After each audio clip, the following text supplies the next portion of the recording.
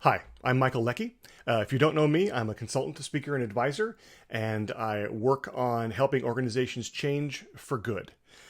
What I want to talk to you about today is return to work. Now, I've been thinking about this. I've been talking to a lot of colleagues and clients about what's going to happen when we return to work and what's that going to look like. Organizations like Twitter has just announced that they can work at home forever. Other organizations will want people to come back in. I think we can all agree that it's very likely to look different. We're likely to have more space between people. We may end up doing more things in shifts. It may be more scheduled depending on the kind of work that people are doing. But how are we going to determine when people come back in? So here's what I'm concerned about. I'm concerned that we're going to do one of two things. We're going to make policies, maybe very long and detailed policies about it, or that we're going to say, look, you can work from home except for when your manager says you need to be in. So here's what's wrong with both of those. First of all, policies suck. I mean, we understand the need for compliance in certain areas, but we over-rely on policies and we create policies to meet every single possible thing that could go wrong. Policies are written assuming that people are going to do the wrong thing. What we need is principles or guidelines or maybe some specific interpretations of the values we hold as an organization to figure out how do we make the choices about when we should be in the office or not.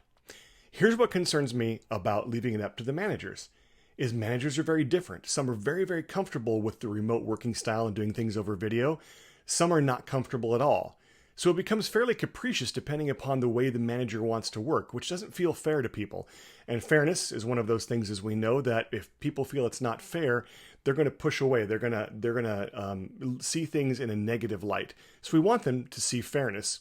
That's the reason that we need to give guidelines and principles to managers as well, and make sure that if we're having some sort of manager's choice type of approach, that it's within a set of guidelines. And probably that managers regularly talk to each other and figure out what are the reasons they would want to have people together in the office. Now, some I can think of, maybe around if it's really important to build relationships and new relationships, even if we're going to be a little ways apart, it might be really important to be physically in close proximity in the same building as opposed to just over video in the environments we sit in every day.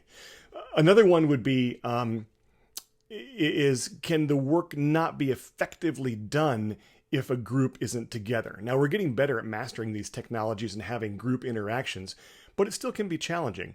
I don't know what the work is that can't be as effectively done. I don't have an answer for that, but I think it's the right question to ask. And I think we need to ask those questions.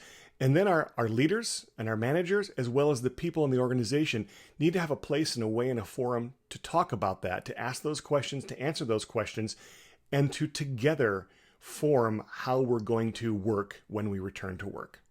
Thanks for listening. You can always get me on my YouTube channel. It's Michael Leckie, Leckie. My website is silverbackpartners.net, and my email is michael@silverbackpartners.net. Look forward to hearing from any of you and hearing your thoughts on this. Thanks a lot. Have a great day.